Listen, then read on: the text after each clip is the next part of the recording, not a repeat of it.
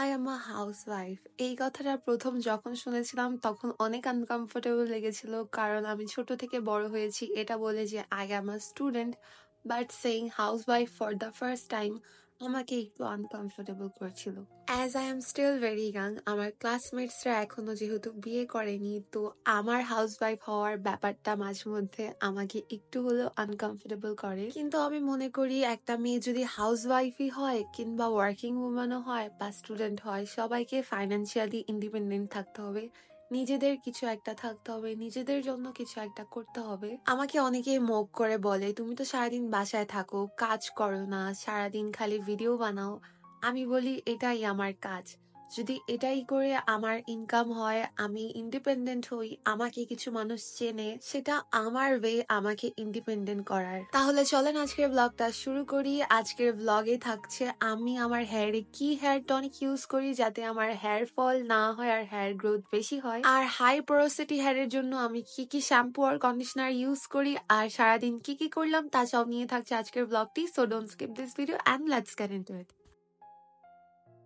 Hello my lovely people, আমি স্নেহা থেকে Sneha and I hope all of you are doing great. তো ঘুম থেকে উঠে ম্যান্ডেটরি কাজ হচ্ছে বেডটাকে ঠিক করে নেওয়া, তাড়াতাড়ি করে বেডটাকে ঠিক করে তারপর রুমটাকেও ভ্যাকিউম করে হ্যাঁ, আমি আমার হাজবেন্ডের শার্ট পরে আছি কারণ এটা অনেক ঢিলা আর অনেক কমফোর্টেবল। তারপর আমার টেবিলের উপর তো একটা লাগছিল ঝড় গিয়েছে, পুরোটা টেবিল ভালোভাবে ক্লিন করে রান্নাঘরটাও ভালোভাবে ধুয়ে আমি আমার টেবিলটাকে ক্লিন করে নিচ্ছিলাম তাড়াতাড়ি করে। তারপর এই রুমটাকেও ভ্যাকিউম করে নিচ্ছি। এখানে যেরকম ফাস্ট ফাস্ট হচ্ছে, যদি কাজটা এরকম ফাস্ট ফাস্ট হয়ে যেত কত না ভালো লাগতো, তাই না?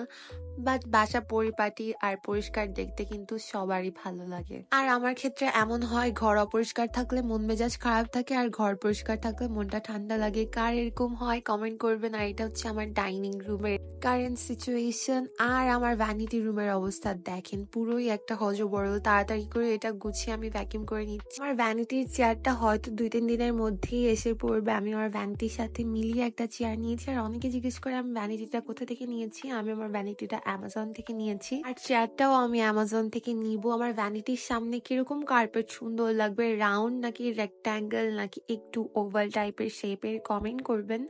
আর আমার ভ্যানিটি রুমের লাইটটা কেমন হয়েছে এটাও কমেন্ট করে বলবেন। আর যেহেতু জানালাতে শাটার আছে তাই আমি পর্দাটা একটু দেরিতেই কিনছি, কারণ আমি চাচ্ছিলাম পুরো রুমের ভাইব অনুযায়ী আমি কার্টেন্স গুলো কিনি।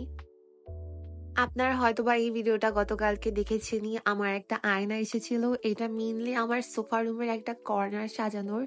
অনেকেই অনেকগুলো কমেন্ট করেছেন কি কি গাছ লাগানো লাগানো যায় রুমের মধ্যে। সবাইকে অনেক অনেক থ্যাংক ইউ আমাকে সাজেস্ট করার জন্য। আমার রুমটা গোছানো হলে আমি আপনাদের পুরোটা দেখাবো। আমি বাংলাদেশ থাকতে জীবনও ডাস্টবিনের আশেপাশেও যেতাম না, আর এখন ময়লা আমার নিজেরটা নিজেই ফেলতে হয়, কারণ বাসায় থাকলে এটা গন্ধ করবে। তাই আমি ময়লা ফেলতে যাচ্ছি। জাপানে কিন্তু সব ময়লা আলাদা আলাদা ফেলতে হয়। জাপানে সব বাড়ির সামনে এরকম বড় একটা বক্স থাকে যেখানে ময়লা ফেলতে হয়। প্লাস্টিকের বোতলস গুলো আলাদা ফেলতে হয়, বার্নেবল ম্যাটেরিয়ালস আর আইটেমস গুলো আলাদা ফেলতে হয়, আর যেগুলো লিকুইড ময়লা সেগুলো আলাদা ফেলতে হয়। দেখেন আমাকে কি কামলাটাই লাগছে, বাট জাপানি এগুলো একদম নর্মাল। আপনার দিকে কেউ কখনো তাকাবে না, আপনি বাহিরে যেভাবেই যান। এখন আমি বউ সেজে গেলেও আমার দিকে কেউ তাকাতো না, আর এভাবে তো তাকাবেই না। দেখেন দুপুর বেলাতেও বাহিরে কোনো মানুষ নেই। হয়তো পার্কে গেলে বা টোকিওর এলাকাতে গেলে বাহিরে এতগুলো মানুষ দেখা যায়, বাট ইউজুয়ালি জাপানের রাস্তাগুলো এরকম খালিই থাকে। চলেন আপনাদেরকে আমি হেয়ার টনিকটা কিভাবে বানাই সেটা দেখাই। কয়েকটা তেজপাতা পানিতে ধুয়ে এর মধ্যে কিছু ক্লোভস অ্যাড করে নিব, তারপর পানিটা আমি বয়েল করে নিব। That's it.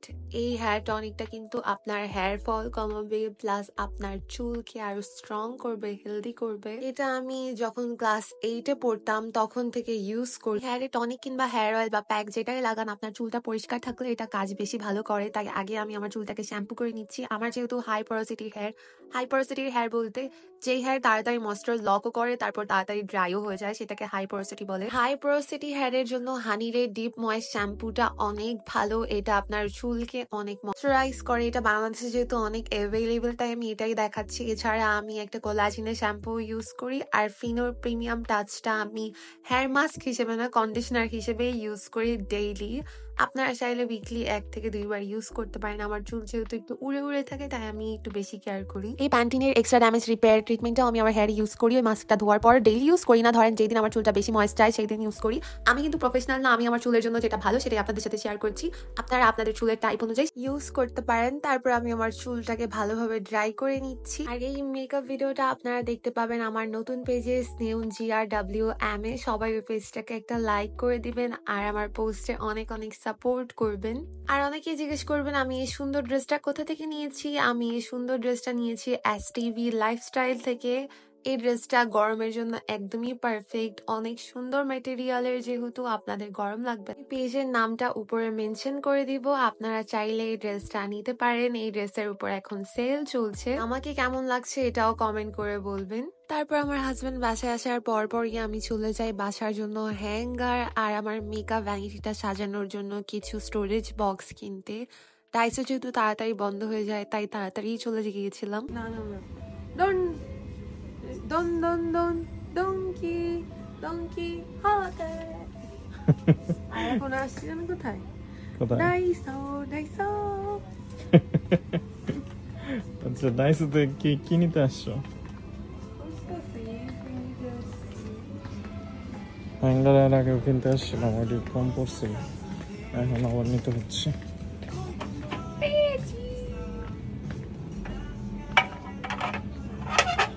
এটি